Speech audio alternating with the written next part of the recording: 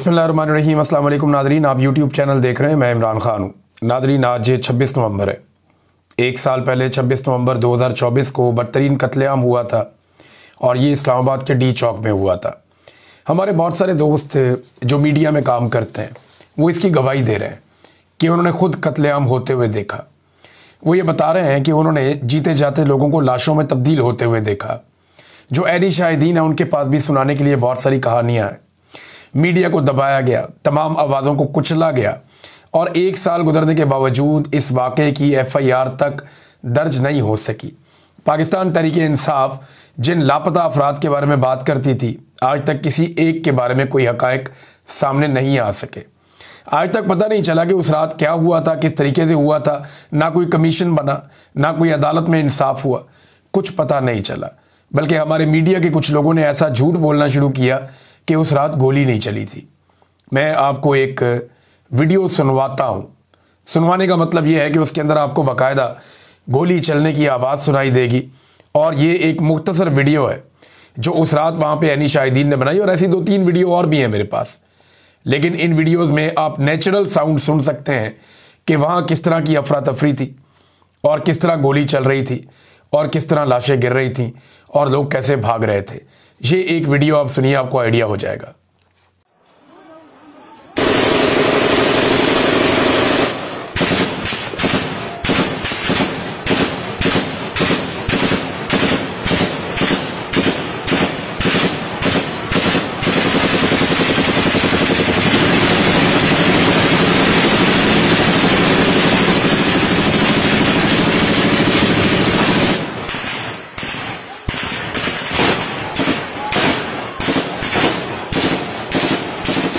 ये एक वीडियो है, मेरे पास ऐसी यहाँ पे 2-3 वीडियोस मौजूद हैं जिनमें साफ आवाज़ें सुनाई दे रही हैं। बड़ी गन्स भी चल रही हैं, छोटी गन्स भी चल रही हैं। और कैसा ब्लैकआउट था, कैसा खौफनाक दिन था वो, और कैसी रात थी वो, जब गोलियाँ चलाई गई और बाद में एक क्लीनिंग ऑपरेशन किया गया, जिसके बाद खून के धब्बे भी नहीं थे, कुछ भी नहीं था। लेकिन एक खौफ व हरास था जो इस्लामाबाद की फ़िज़ाओं में बड़े लंबे अरसे तक रहा। ये कत्लेआम करने वालों ने कर तो दिया, लेकिन इसमें जो मासूम और निहत्ते लोग मारे गए, वो कत्ल और वो खून के धब्बे उनके दामन पे हमेशा रहेंगे। ऐसा नहीं है कि ये लोग बच जाएंगे, इनको नींदें नहीं आएंगी, इनकी नस्लें रुल जाएंगी। जिन्होंने नाहक खून बहाया है वो इसकी कीमत अदा करेंगे, इस दुनिया में भी, अगली दुनिया में भी। क्योंकि किसी को नाहक कत्ल कर देना ये इतना बड़ा जुर्म है अल्लाह रब्बुल इज़्ज़त के नज़दीक कि इसकी सज़ा से आदमी बच नहीं सकता। अब जिन्होंने ये किया उन्हें भुगतना पड़ेगा। नादरीन, इमरान खान साहब की बहनों ने गुज़िश्ता रात धरना दिया। लगभग 9 घंटे तक ये धरना चला अडियाला जेल के बाहर, लेकिन इमरान खान साहब की मुलाकात नहीं करवाई गई। मैंने आपसे कहा था कि नवंबर का महीना ऐसा ही गुजरेगा, ये इमरान खान की मुलाकातें नहीं करवाएंगे। वजह यह है कि आसिम मुनीर साहब को एक एक्सटेंशन ताहयात मुराआत और ताहयात इस्तिस्ना चाहिए। उसके लिए वो आईनी तरमीम कर चुके हैं, लेकिन जब तक सारा काम मुकम्मल नहीं हो जाता तब तक वो इस बात का रिस्क नहीं ले सकते कि इमरान खान साहब का जेल से बाहर कोई वाज़े पैगाम या कोई स्टेटमेंट आए। अब अंदाज़ा कीजिए कि इमरान खान जेल में बंद है, वहाँ से एक बयान आने से ये लोग इतना डरते हैं, तो क्या ये इमरान खान को बाहर छोड़ने का रिस्क लेंगे? मैं आपको कई मरतबा पहले कह चुका हूँ। गुज़िश्ता साल हमें कोर्ट रिपोर्टर्स बताते थे, वकला बताते थे, और सबका ये कहना था कि इमरान खान साहब के ऊपर बनाए गए केसेस बड़े कमज़ोर हैं। इन्होंने इलेक्शन जीत लिया, 2 नंबरी करके इन्होंने अपना बजट भी पास कर लिया, तो अगस्त सितंबर तक इमरान खान साहब की रिहाई हो जाएगी, ये बातें कही जाती थी। और हमें उस पर यकीन भी आता था क्योंकि कानूनी नुक्ता नज़र से केसेस के अंदर कुछ था भी नहीं। लेकिन अब हमें पूरी तरह इस बात का यकीन है, और कोई भी आदमी जिसको थोड़ी सी भी अक्ल है वो ये बात समझ सकता है कि पाकिस्तान की मिलिट्री एस्टेब्लिशमेंट, ख़ास तौर पे फील्ड मार्शल आसिम मुनीर और जो अभी पूरा का पूरा रिजीम काम कर रहा है, वो ये समझते हैं कि इमरान खान उनके लिए एक बहुत बड़ा ख़तरा है और वो इमरान खान को आज़ाद करने का रिस्क कभी नहीं लेंगे। ख़ास तौर पे उस वक्त जब इमरान खान साहब का पाकिस्तान में तोती बोलता है, उस वक्त जब इमरान खान साहब पूरे पाकिस्तान की सबसे मकबूल लीडरशिप में, और अगर उन्हें छोड़ दिया तो पूरे पाकिस्तान को वो कंट्रोल करेंगे। तो बगैर डील के वो छोड़ नहीं सकते और डील इमरान खान साहब कर नहीं सकते। डील इमरान खान साहब इसलिए भी नहीं कर सकते कि उनको भी इस बात का आइडिया है कि उन्होंने बड़ी कुर्बानी दे दी है, उनकी फैमिली ने और उनके कारकुनों ने भी बड़ी कुर्बानी दे दी है। और इतनी बड़ी कुर्बानियां देने के बाद कोई भी लीडर कभी डील कर नहीं सकता, उसके रास्ते खुद ही बंद हो जाते हैं। और वो इमरान खान है। वो वैसे भी उनके बड़े प्रॉब्लम्स हैं, उनकी अपनी शख्सियत, उनका अपना करैक्टर ऐसा है कि वहाँ पे वो डील के बारे में सोच भी नहीं सकते। लिहाजा सबके लिए रास्ते बंद हो गए। लेकिन एक रास्ता खुला और वो पाकिस्तान की आवाम के लिए। जब कभी पाकिस्तान की आवाम ने अपनी ज़िंदगी में से 1-2 दिन निकाल लिए, उस दिन इमरान खान साहब भी बाहर आ जाएंगे। उस दिन पाकिस्तानियों का मैंडेट भी वापस आ जाएगा। उस दिन ज़ालिमों, जाबरों, इन सब की हुकूमतें भी ख़त्म हो जाएंगी। उस दिन पाकिस्तान के अंदर से जो लूट मार और जो डकैती मारी जा रही है पाकिस्तानियों के बजट पे, वो भी बंद हो जाएगी। पाकिस्तानियों को सिर्फ 2 दिन के लिए टाइम निकालना पड़ेगा और एक बड़ी हिकमत अमली के तहत पूरे पाकिस्तान को बाहर आना पड़ेगा। जब तक पूरा पाकिस्तान बाहर नहीं आएगा, पाकिस्तान बदलेगा नहीं, पाकिस्तान आगे नहीं बढ़ेगा। और पूरा पाकिस्तान ही बाहर आकर इस निज़ाम को तब्दील कर सकता है या हालात को बेहतर कर सकता है। सुहेल अफरीदी साहब पे लगातार अटैक हो रहा है। अच्छा भैया, आपको बता दूंगा, इमरान खान साहब की बहनें जो हैं वो उन्होंने धरना ख़त्म किया, वो बैठ गई वहाँ पे पहले तो धरना देकर। उन्होंने कहा जी मुलाकात करवाएं इमरान खान से। फिर उनके साथ बड़े मुज़ाकरात किए, पुलिस वगैरह भी आई, वहाँ झड़पें भी होती रही। लेकिन कारकुनों की तादाद इस मरतबा बहुत ज़्यादा थी। अल्लामा राजा नासिर अब्बास साहब, शाहिद खटक साहब, मीना खान अफरीदी और दीगर कुछ MPs MNAs ये रात गए तक वहाँ पे मौजूद रहे।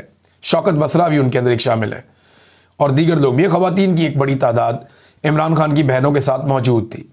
तो पिछले हफ्ते जो कुछ किया गया उसके बाद इस हफ्ते ये होना ये लाजम था और ये होना ही था, ऑब्वियस था, और वो हुआ भी। बहुत बड़ी तादाद में लोग आए, झड़पें भी हुई। तो अब पुलिस ने फिर उन्हें यकीन दहानियाँ करवाई कि जी आप लोग अभी चले जाएं, मेहरबानी करें, इमरान खान से मुलाकात करवाई जाएगी। लेकिन इमरान खान की बहन ने एक बात उठाई है। ये एक लाइव भी चल रहा था ट्रांसमिशन सोशल मीडिया पे, उसमें जबरान इलियास साहब थे, मैंने उसके अंदर देखा अलीमा खानम को देखा, मैंने उसके अंदर शहजाद अकबर साहब को भी देखा। तो वहाँ पे अलीमा खानम ने एक बात की कि हमें इस किस्म की बातें भी बताई जाती हैं और ख़दशात इस किस्म के होते हैं कि इमरान खान को अडियाला जेल से कहीं और तो शिफ्ट नहीं कर दिया, हम यहाँ पे आ जाते हैं। वो कहते हैं जी हमें तो ये भी बताया गया कि एक नई जगह भी तैयार की गई है, लेकिन हम इस बारे में कुछ जानते नहीं हैं। 3 हफ्ते से इमरान खान के बारे में कोई इतला नहीं है कि वो जेल के अंदर कैसे हैं, किस हालात में हैं और क्या वो कहाँ हैं। और हम परेशान हो जाते हैं जब इस किस्म की बातें हम तक पहुँचती हैं कि उनको शायद कहीं और शिफ्ट कर दिया गया है। ये अलीमा खानम ने बात की, एक खदशे का इजहार किया, और वो भी इस बुनियाद पे कि ये बात फैलाई जा रही थी। अब नाज़रीन, सुहेल अफरीदी साहब के ऊपर लगातार अटैक्स हो रहे हैं।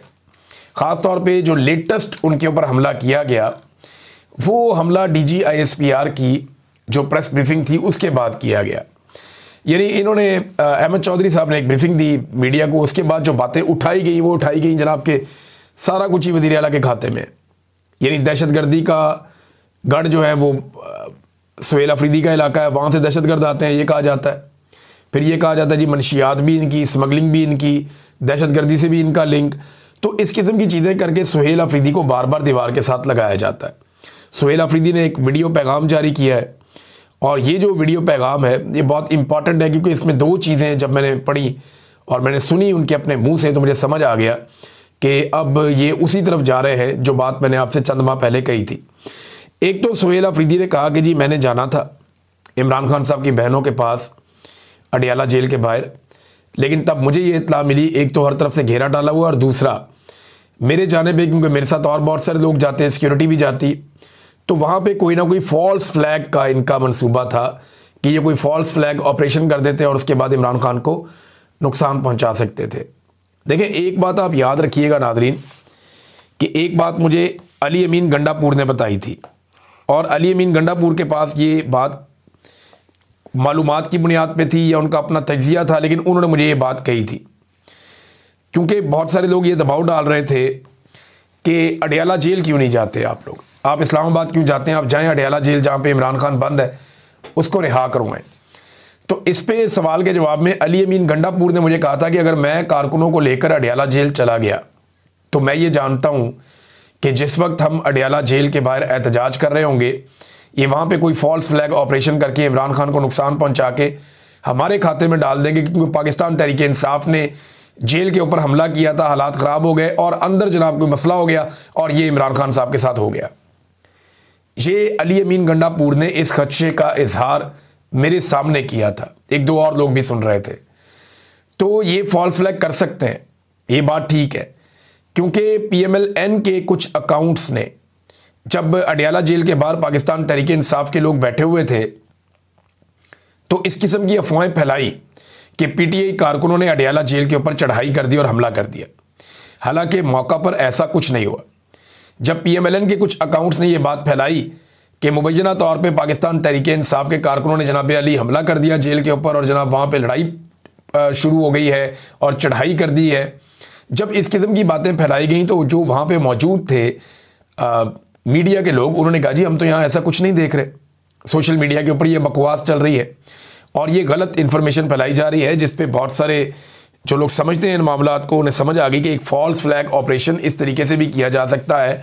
तो तहरीक इंसाफ को काफ़ी रहना पड़ेगा, ख़बरदार और होशियार रहना पड़ेगा।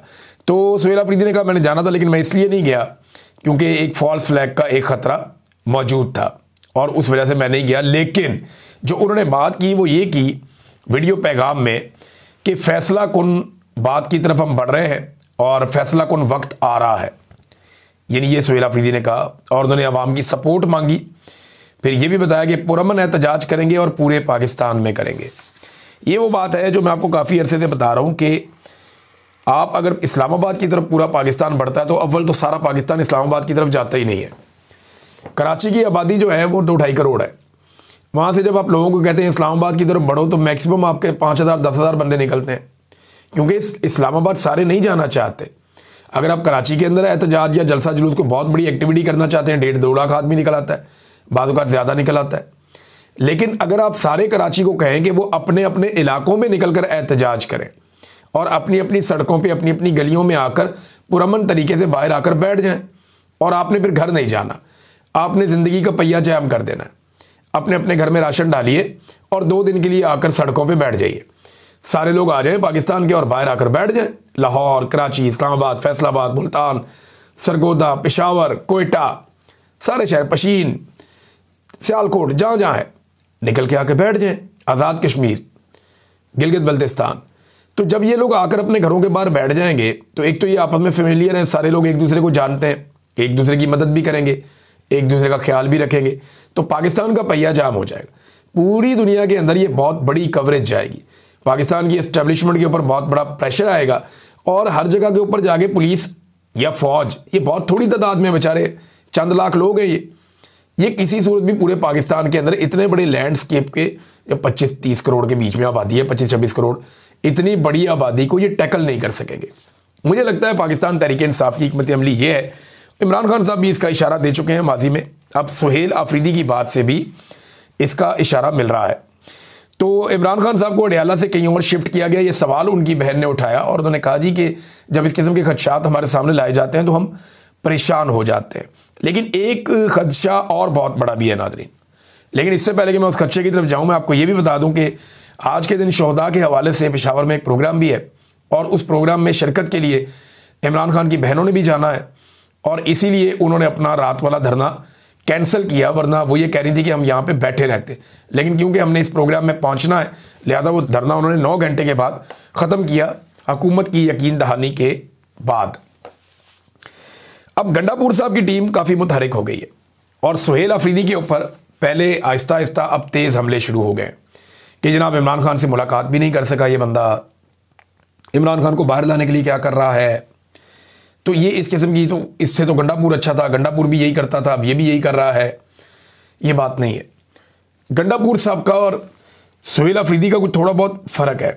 गंडापुर साहब को फरवरी 2024 में इलेक्शन जीत कर वो वज़ीर आला बने थे और उसके बाद उनको जो पहला एहतजाज करना पड़ा वो अक्टूबर में जाके करना पड़ा, यानी उन्हें कम से कम 8 माह 9 माह का बड़ा अच्छा ग्रेस पीरियड मिला था।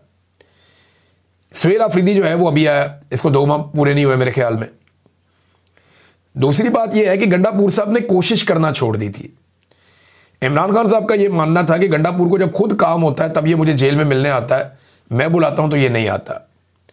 तो एफर्ट नज़र नहीं आती थी गंडापुर की इमरान खान साहब से मुलाकात करने के लिए। सुहेल अफरीदी कम से कम हर मुलाकात वाले दिन वहां पे जाकर सिस्टम के कपड़े ज़रूर उतारता है, सिस्टम को नंगा ज़रूर करता है कि जनाब मैं आ गया हूँ, वो अपना केस अवाम के अंदर बिल्ड करता जा रहा है, एक मोमेंटम बनाता जा रहा है। गंडापुर साहब का मोमेंटम उनको बना हुआ मिला था 2024 में फरवरी में, उनको मोमेंटम बना हुआ मिला था, वो उसको नीचे लेकर गए अपने कामों से।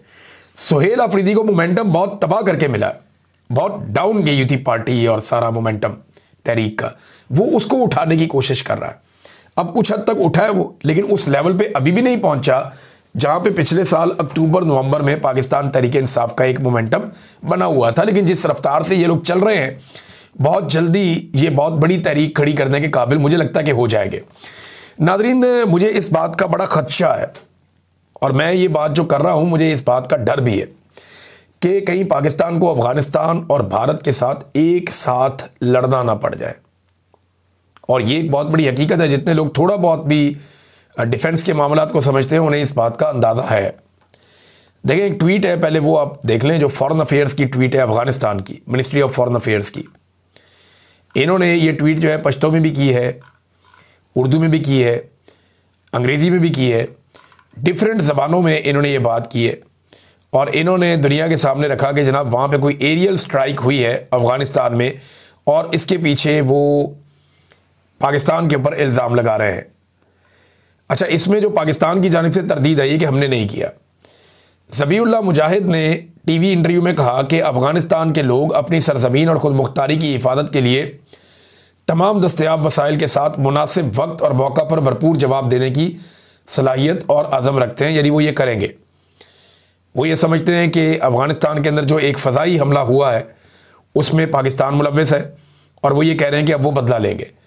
अब ये हमले के हवाले से जो उन्होंने फुटेज जारी की है, इस हमले में 10 अफराद मारे गए हैं।